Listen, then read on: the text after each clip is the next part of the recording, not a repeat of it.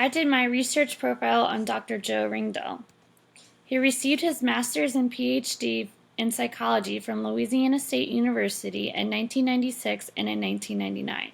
He then went on to hold several faculty positions. He first was a clinical psychologist at the University of Iowa Hospitals and Clinics from 1998 to 2003. He then became an adjunct assistant professor at the University of Iowa from 2001 to 2007. Next, he became an assistant research scientist at the University of Iowa Hospitals and Clinics from 2007 to 2011. He then became an assistant professor in Rehabilitation Institute at Southern Illinois University starting in 2011, and currently he's an assistant professor at the University of Georgia. Dr. Ringdahl conducts most of his research on assessment and treatment of severe problem behaviors.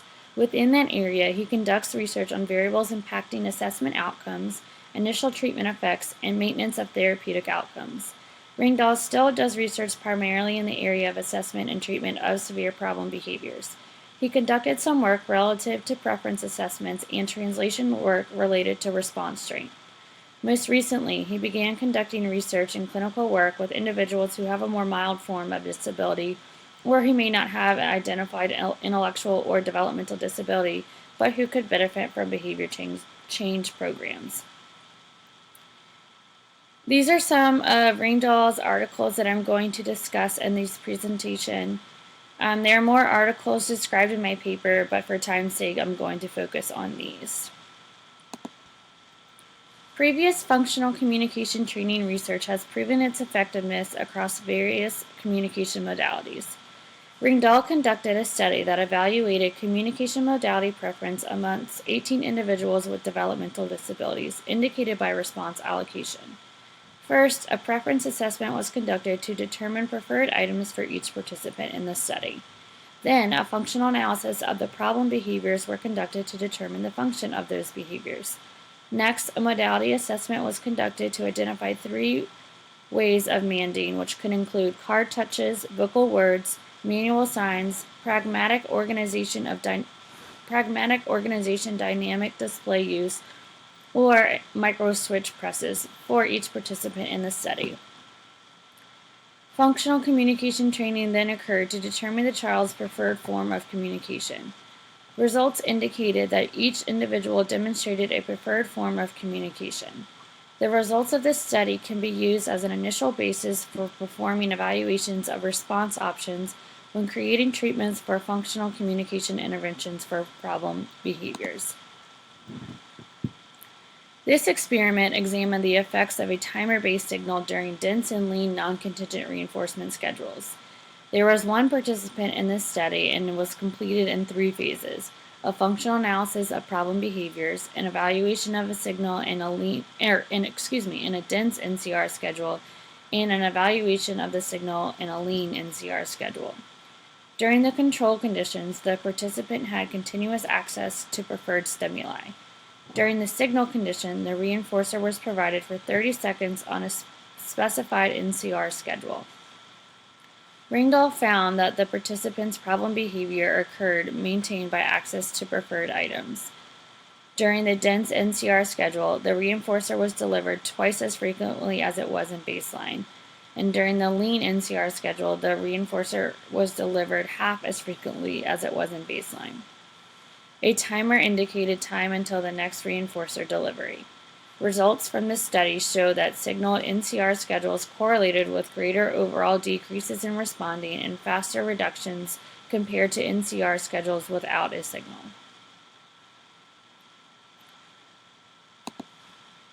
Although most of Ringdahl's research entailed treatment of severe problem behaviors, there were a few studies that did not fit that mold. Ringdahl and Sellers conducted a study to assess whether using a child's caregiver as therapist or using a clinical staff member as a therapist during a functional analysis would produce different patterns of behaviors. They chose this variable because the presence or absence of the caregiver might be among the most salient antecedent variables for a child. 3 participants participated in this study, all of which were admitted to an inpatient clinic for assessment and treatment of aggression and/or self-injurious behaviors. Functional analysis Functional analysis sessions were administered. A clinic staff member stayed in the room when the caregiver was the therapist to provide training. However, the caregivers delivered all consequences for behaviors. The caregiver was not present when a clinical staff member ran the session. The presence of the caregiver providing the consequences was the only difference in phases. The results show that maladaptive behaviors vary due to environmental contingencies such as escape and attention. It also demonstrated that an increase of problem behavior occurred when the caregiver served as a therapist compared to when the clinical staff member was a therapist. This shows that problem behaviors could vary as a function of the therapist. So, when therapists are conducting functional analysis, they sometimes should include the caregivers. I conducted an interview with Dr. Ringdahl via email to find out more information on how and why he became a behavior analyst, the important things I should know about his work as a beginning behavior analyst, how he chooses effective treatments, and what area of behavior analysis has impacted him the most. Ringdahl's graduate work was in a psychology department. Psychology and ABA is based on a scientist practitioner model called the Boulder model.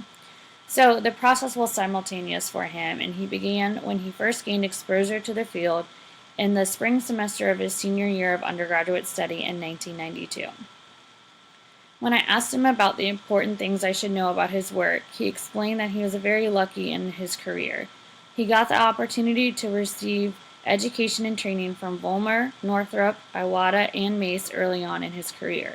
He then listed a bunch of influential people that he got to work with in school and at his first job.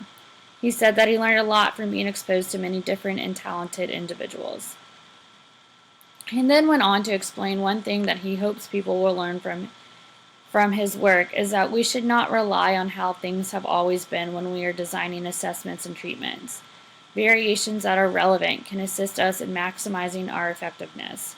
Further, we should look for those relevant variations and not do something just because that's the way it has always been done. Ringdahl discussed how an effective treatment requires a goodness of fit between the value of the reinforcers maintaining the problem behavior and the reinforcers the therapist can bring to bear and arrange in a contingent or non-contingent manner. My favorite question I asked him was, what has impacted him the most? He said that the opportunity to help individuals who often function at the margins of society impacts him the most. He went on to explain that he learns more from the families and individuals that he works with than they likely learn from him. He stated that we interact with them for a short, time-limited windows and only get a glimpse of their struggle. They have to live with it all day, every day. He explained that behavior analysis has the potential to change that struggle for them, and one cannot help but be impacted when you see things change for the better as a function of our technology. I could not agree more with this answer. Being a part of a positive change in a child's life could not be more rewarding. Well, this concludes my presentation on Dr. Joe Ringdahl. I hope you've enjoyed learning about him and his research.